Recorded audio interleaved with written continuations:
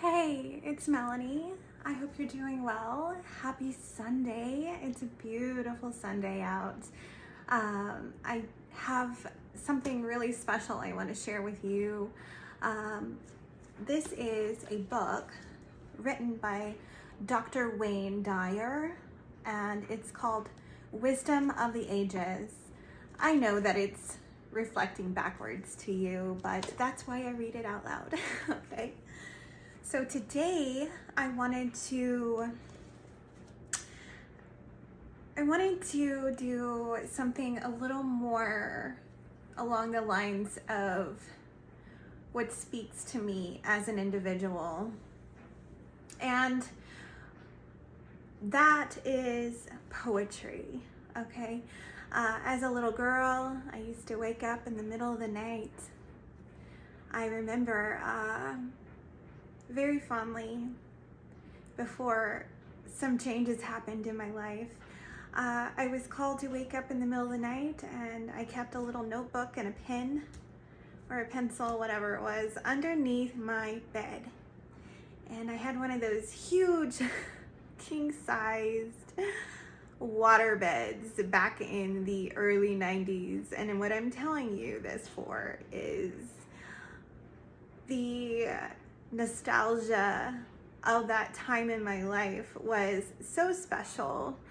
And I knew then that writing was one of my most favorite things to do, because I was able to channel all of those emotions that, as a very introverted, shy,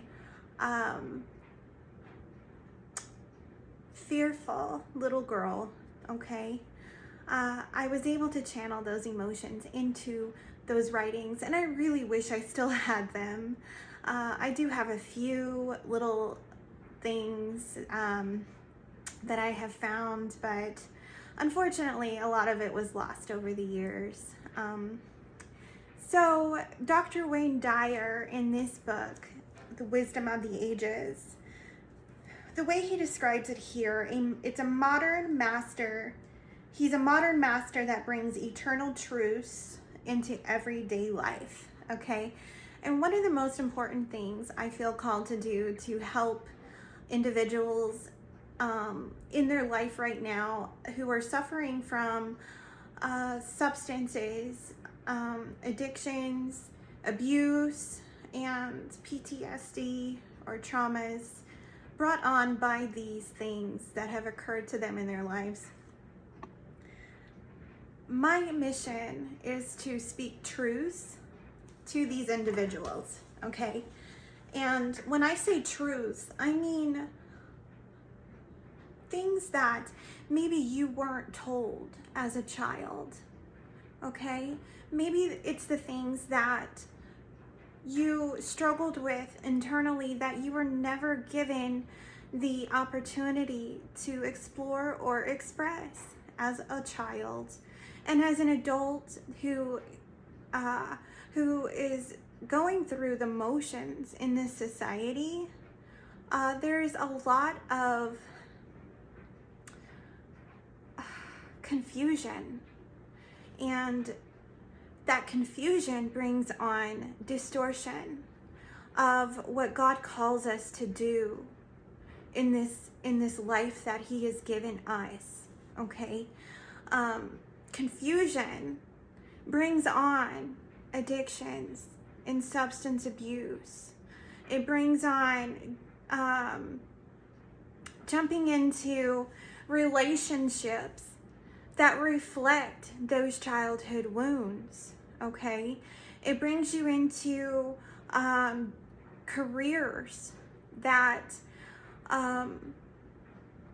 feed off of those wounds, okay? And as someone who has experienced all of the above, okay, no judgment here, because what I speak about is what I know about firsthand, okay? And what I really want to do is bring it back down today on this beautiful Sunday, and I want to share with you something that I was called and brought to share, okay? So in the middle of this beautiful book from Dr. Wayne Dyer, there is a poem, okay, on page 107, okay, and it is called, How Do I Love Thee? And it's from Sonnets from the Portuguese. It's under the title or the heading, Romantic Love, in Dr. Wayne Dyer's book. Here we go. How do I love thee? Let me count the ways.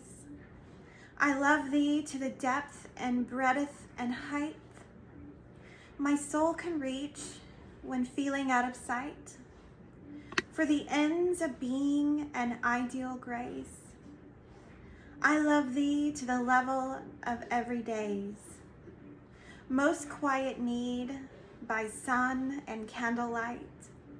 I love thee freely as men strive for right. I love thee purely as they turn from praise.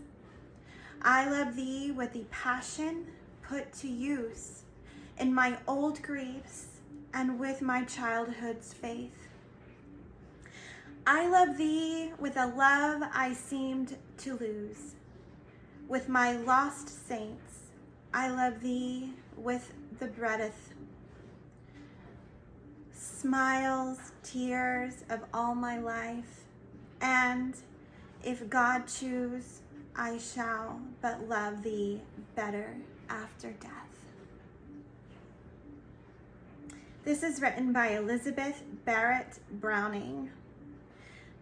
She was alive on this planet from 1806 to 1861. A little info about her.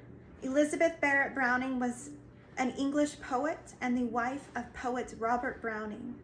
Her themes embraced her broad humanitarian interests, her unorthodox religious feelings, her affection for her adopted country, Italy, and her love for her husband.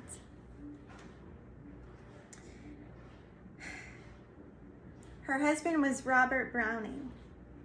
Now, I do need to look up Robert's history, and it sounds really interesting. I would really like to do that after this video. But that being said, this takes me back to a time in my life as a little girl who had so much faith and hope in romantic love. And if you're like me and you're a hopeless romantic at heart, and maybe the world jaded that, maybe the world threw you into a course in your life that brought you to pain and suffering, as opposed to love and beauty and all the things that are beautiful that surround you. Maybe you just need a little poetry in your life.